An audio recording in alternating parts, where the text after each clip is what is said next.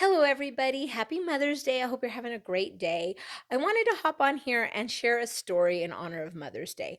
I know that there is a lot of noise around Mother's Day for people who've lost their mothers, which I am one, and people whose moms are alive, but maybe they're not in connection with them.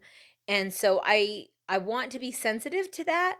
But I also want to say some things to some adult daughters because I was an adult daughter who was really disappointed with the state of my relationship with my own mother.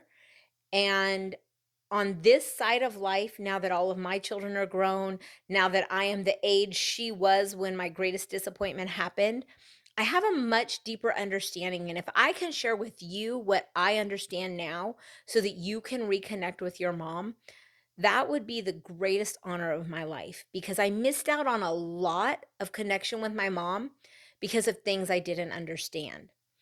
You see, your mom is just a woman. She's not your mom first. She's a woman first. She was a girlfriend first, a wife first, a daughter first. Most likely, she was a mom last. So there's all these parts of who our mothers are that is really based on them being women. But when you're the daughter, all you see is her as a mother, and you want her to be the mother for your whole life. Now, depending on how you grew up, maybe you have some wounds like I did. And what I understand now is that in my early 20s, when my relationship with my mom was seemingly at a good place, that was all predicated on the idea that she behave in a way that I wanted her to. Because as long as she did the things I thought she should do, I felt like she was a good mom. But the truth is, she didn't owe me anything anymore. And I couldn't understand that until much later. So, the thing that I want to share with you is the time that we tried to kidnap my mom. And I'm not kidding. We literally tried to kidnap my mother. And by we, I mean my siblings and I. So after my dad died, after the initial grief wore off and we were smiling again and laughing again. And when my dad died, my mom was only, I believe, 47 years old. And she didn't want to just curl up on the couch and die, which I obviously understand now. But my 27-year-old self did not understand that. And my siblings and I all felt that the choices she were making were dangerous and unhealthy and selfish. And those things aren't untrue. She was a diabetic. She was going out and drinking.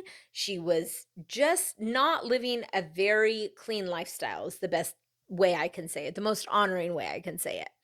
So we decided that if the three of us went there and we just stuck her in the car with my sister, that would be the best thing. My sister would just take her to Louisiana. She'd have no choice. I don't know what we were thinking. It's like the dumbest plan. I literally do not understand what we were thinking, but we felt completely rational.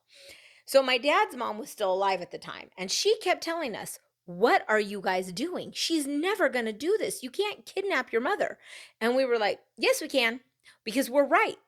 And how many times do we think our rightness gives us justification to do bad things? Well, that is what we were doing. We were being completely dishonoring, um, and we felt completely justified in it. And so as the weekend progressed, the plan didn't go as we hoped. She figured out what we were doing and she said, "No, I'm not going with you."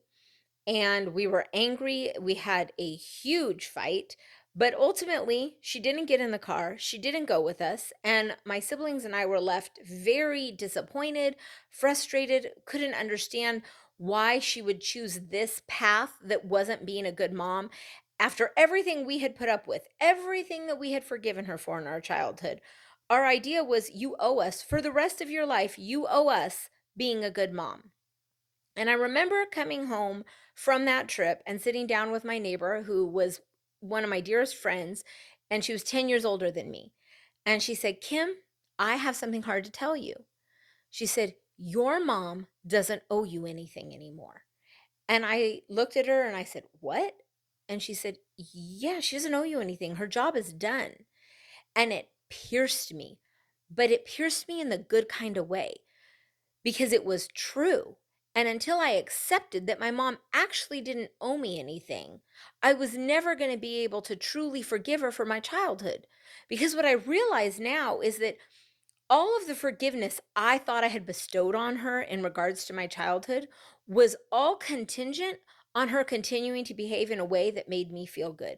Showing up as a grandma, showing up as a mom, being empathetic, answering my phone calls. But really, her doing those things was ministering to the 14-year-old girl inside of me. It wasn't actually mothering the 25-year-old me, it was mothering the 15-year-old in me. And so when I came to the understanding that she didn't owe me anything, I was able to let go not only of my expectations in the present day, but I was able to let go of the things in the past that I thought were had been forgiven. But they were only forgiven as long as she behaved the right way. And so I went through a journey of really forgiving her, of really allowing her to be who she was. And I can't say that our relationship ever was fully as deep as it once had been, but it did get better. We did talk and went through some other tumultuous things, but at the end of the day, I came to a place of accepting that my mom is who she was. And I knew in my head like she was just a woman. She had had hopes, she had had dreams, she had had things that didn't come to pass in her own life. And when my dad died, there was an element of like a second chance at life, a second chance at different things. And while I don't agree with the things she chose, it was her right to choose them. But it wasn't until the day that she died that I came to a true understanding of her womanhood. After we left the hospital, after she passed, and we were there, my sister and I held her hand as she passed and went to be with the Lord. My siblings and I went to her house where she lived with her boyfriend, and he was showing us photos and we were talking about everything because that is a healthy thing to do when you lose somebody. And he pulled this photo out of my mom and he said, "This is right after we started dating." And the moment he said it, I immediately remembered all the turmoil that was in my own heart at that time and how much rejection and pain I felt from her choice to be with him. But I saw this picture and there was joy on my mother's face that I did not recognize, and peacefulness and beauty. And in that moment, when she wasn't there anymore, I looked at this photo and I thought, oh my gosh, she was beautiful and she was free and she was a woman. And I realized I owed her an apology. And at this point, it was too late because she was gone. Now, I believe with all of my heart that she is in peace and has understanding about our behavior now, that I don't have regret or I feel like she doesn't know I'm sorry. I believe she knows that I'm sorry. But I also know with every fiber of my being that my greatest regret in life is not letting my mom know how sorry I am that I tried to hold her back from being who she was just so I could feel good. And so that's my encouragement to you right now. If you're an adult daughter whose mother is living a life you wouldn't choose for her, I want you to understand that she's just a woman and that she doesn't owe you anything anymore. And that all those things that she did when you were young, all those things that you think she has to pay penance for the rest of your life, it's okay to let them go. And it's okay to let her be her. Because the other thing I understand on this side is that I'm 48 now. And if something happened to my husband, I wouldn't put my hair up in a bun, move in with one of my kids, and just be grandma. But that was what I wanted.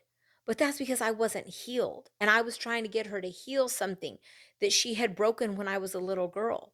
But what I understand is she didn't actually have the power to heal it. Only me submitting it to God had the power to heal it. She had already done the damage. She had said sorry. And what was I going to do? Hold her to account for the rest of her life? I tried. But it never fostered the connection that I so deeply longed for. And so I say all the time, if I could do anything different in my life, I would go back and tell my mom I was sorry we tried to kidnap her and learn to know her as the woman that she was, not just the mother that I wanted her to be. Because in reality, there wasn't a whole lot about the mothering that she did that I wanted. I wanted connection. I wanted to be known. I wanted her to take care of me. But by my 20s, it wasn't her job anymore.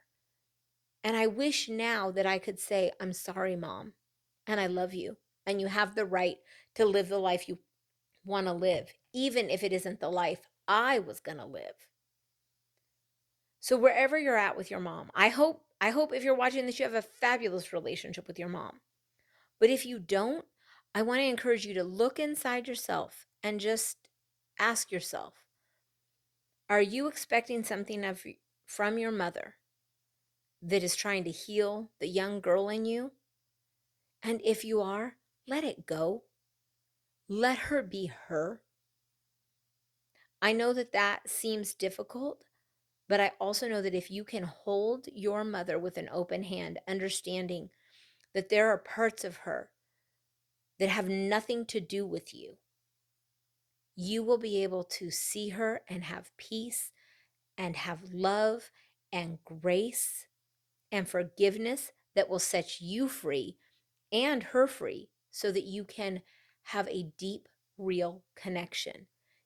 If you can give her space to be her, she can give you space to be you. I hope that this blesses and touches somebody. I hope that it makes a difference for you. If my mom was here today, I'd say, I'm sorry and I love you. And it's okay to be you. I hope you have a happy Mother's Day.